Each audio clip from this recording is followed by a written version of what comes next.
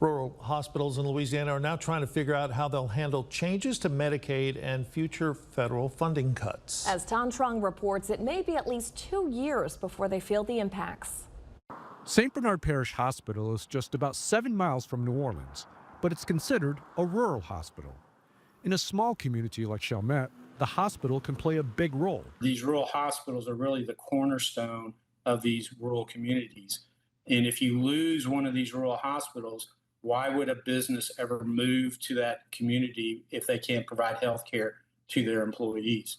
So it is very important just for economic development that we maintain these rural hospitals. That's Jeff Reynolds, Executive Director of the Rural Hospital Coalition of Louisiana. Historically, such hospitals have seen high numbers of patients who rely on Medicaid. So naturally, the new eligibility requirements and cuts to Medicaid contained in the recently passed One Big Beautiful Bill are causing concern among rural hospitals.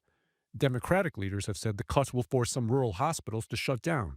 But Reynolds says it's not that cut and dry. Everything is a shade of gray. Nothing is black and white. Right now, more than 1.5 million people in Louisiana are enrolled in Medicaid. Reynolds says changes to the program will no doubt bring that number down, but will they lead to the closure of rural hospitals?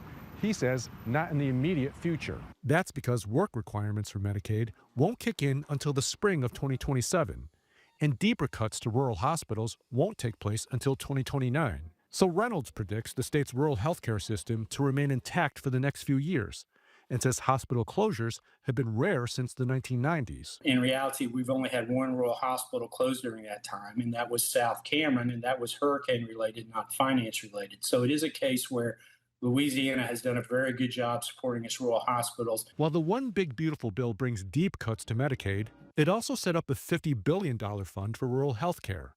Reynolds says Louisiana stands to get at least $100 million a year from that fund. What happens when that money runs out in 2030 is another matter. And Reynolds admits there's no easy solution when that time comes.